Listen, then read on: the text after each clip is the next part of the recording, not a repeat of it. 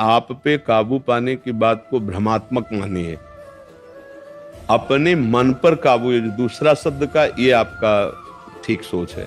जब आप मन को आप मान लेंगे तो काबू पाना मुश्किल हो जाएगा। पहले इसको अलग कीजिए। आप मन नहीं हैं, आपका मन और आप बिल्कुल अलग अलग हैं। ये एक बहुत बड़ा सलाहकार हमारा जन्म जन्मांतरों से रहा है। हम एक भी कदम चलेंगे तो इसके सहयोग से ही चल सकते हैं। अब ये सलाहकार बेईमान निकला, इसने गलत सलाह दी, गंदी सलाहें दी और हमको जन्म जन्म से भटकाता चला आ रहा है। आज जब हम सत्संग सुन रहे तब हमें पता चला कि हमारा मन गलत सलाह देता है। समझ पा रहे हैं आप? जब हम शास्त्र स्वाध्याय किए, साधु संग किए, तब हमारी पकड़ में आया कि मेरा मन गलत है। ये अभी तक जो सलाह देता रहा अब गलत। अब इस मन से जितना मेरापन हटाते चले जाओगे उतना सही हो जाएगा। ये कैसे? अब ये कह रहा है मुझे ये करना है, मुझे नहीं करना है। तुम गलत सलाह दे रहे हो, गंदी बात की सलाह दे रहे हो, मैं नहीं करूं। अब ये जलाएगा आपको, आप उसे सह जाओ। जलेगा वही, लेकिन आपका जितना अपनापन मन से है उतनी ताप आप में लगेगी। यार मन बहुत अशांत हो रहा है, अब ये खाने को कह रहा है मुझे खाना, ये खाना ही है, नहीं तो अब शांति। ये देखने को कह रहा है, अब ये देखना ही है। ये भोगने को कह रहा है, भोगना ही है। ऐसे हठीला ये मन है। और जो नाम जापक है वो नाम के बल से इसे रोक देता है। नहीं नहीं नहीं, रुक जाएगा। और नाम जप नहीं किया तो इतना जला देगा, इतना परेशान कर देगा आपको कि आपको करना ही पड़ेगा जो मन ने ठान लिया है, चाहे वो पाप क्यों ना हो, चाहे वो अधर्म क्यों ना हो। इसीलिए हम सबसे प्रार्थना करते हैं, नाम जप करो। नाम जप से तुम्हारा मन पवित्र होगा, गंदे विचार उसके निकलेंगे और तुम में ऐसा पावर आएगा कि तुम अपने मन को रोक सकते हो। और अगर नाम जप नहीं है तो फिर नहीं रुक सकता। पूरा संसार इसी के कहने से चल रहा है, मन के सलाह से ही पूरा संसार चल रहा है। आप यहां आए हो तो मन की सलाह से ही आए हो। बढ़िया मन थोड़ी देर के लिए अच्छे काम में सहयोगी बन गया कि चलो यार संत का संग करते हैं। कितना बढ़िया उसने सलाह दे दी। अगर वो ठान लेना अभी तो आप अभी उठ के चल दोगे यार, नहीं तो अभी इतनी बेचैनी हो जाएगी कि प्लीज हम 1 मिनट जा रहे हैं, अभी निकल जाओगे। वो आपको सहयोग दे रहा है, उसको फुसला लो, अच्छे कामों में उसको लगा लो, धीरे धीरे प्यार करके। इसका एक स्वभाव है, जंगली घोड़े की तरह है, इसको वश में करना होगा। और हठीला है, और बहुत ही हठीला है। अगर ये ठान लिया कि वो चीज हमें चाहिए, अभी 1000 बार आपके सामने रखेगा वो चीज चाहिए, वो चीज आप कहोगे नहीं, अब इतनी व्यथा पैदा कर देगा कि आपको लोग दे दो यार तो शांति हो जाएगी।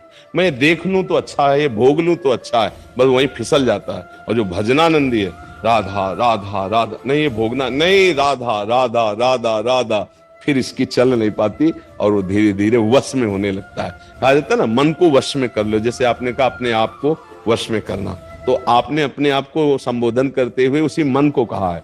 मन को वश में करना है तो नाम जप आवश्यक है। नाम जप करोगे तो आपके अंदर बल। अच्छा, नाम जप के लिए पवित्र भोजन आवश्यक है, अच्छा संग आवश्यक है, अच्छी बात देखें, अच्छी बात सुने, अच्छे लोगों का संग करें, अच्छे आचरण करें तो नाम जप बनेगा।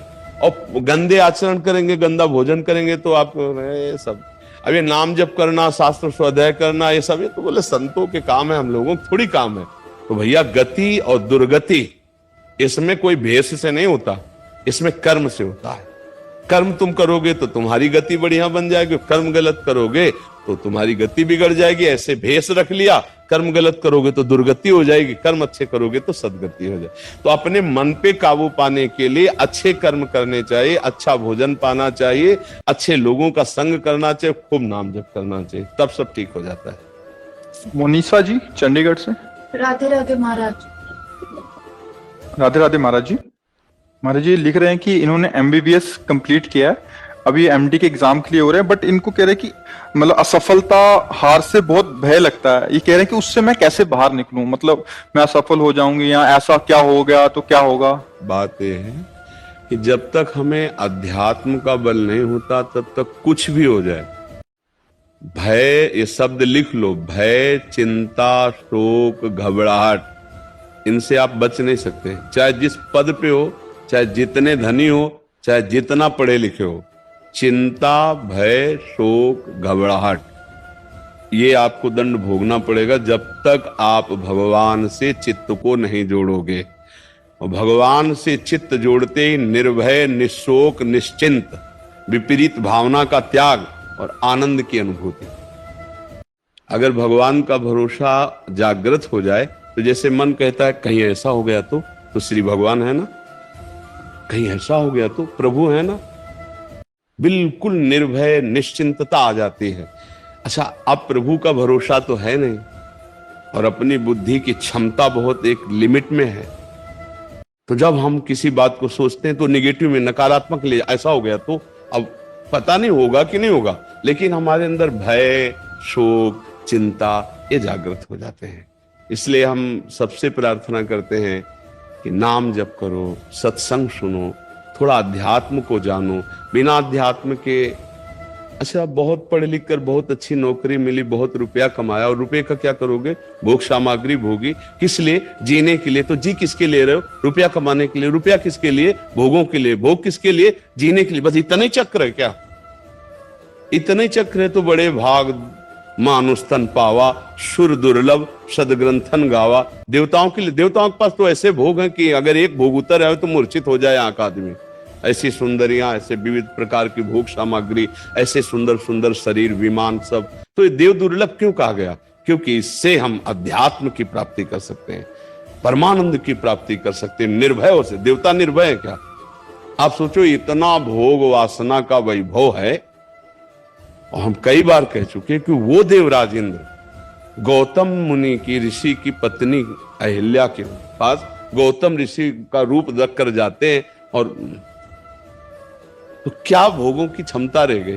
देवराज इंद्र पद त्रिभुवन पति होकर इतना नीचे गिर गया भोगों में। इसका मतलब भोगों में कभी शांति मिल ही नहीं सकती, और भोग के लिए ही हमें रुपया चाहिए, और रुपये के लिए ही हमारी सारी पढ़ाई लिखाई, सारा मेहनत है। अब आप विचार करके देखो तो हमारा टिकाऊ स्थान कौन सा है? शरीर छूट जाएगा इस विषय में कहां आप सोचते हैं? अगर इस विषय में सोच के देखो तो क्या जवानी में शरीर नहीं छूटते क्या? हर स्थिति में शरीर छूटने का भय है। तो तुम्हारा आधार क्या है? क्या तुम्हारा रुपया पास साथ जाएगा? क्या तुम्हारा शरीर तुम्हारे साथ जाएगा? क्या शरीर संबंधी साथ जाएंगे?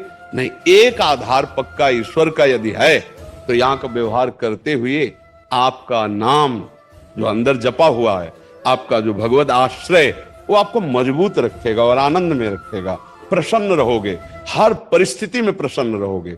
इसीलिए तो चीख चीख के कहते हैं राधा राधा राधा। नाम जप करके तो देखो, तुम्हारी नकारात्मक सोच को रौंद देगा ये नाम, और सकारात्मक सोच में सुख है। सब कुछ है, सोच तुम्हारी गलत है तो दुखी हो जाओगे। दो ब्राह्मण मथुरा के निमंत्रण दिया जाता है ब्रजवासी ब्राह्मणों को, तो आपस में बैठे थे कि यार आज तो कोई जजमान ही नहीं आया। इतने में आ गया एक जजमान, दंडोत, आओ हमारे यहाँ। गए, उसने खूब चकाचक पवाया और 11-11 रुपया भेंट दी। अब एक प्रसन्न निकला और एक को उदासी छा गई। एक किसी तीसरे ने पूछा प्रसन्न वाले से, आप प्रसन्न क्यों हुए?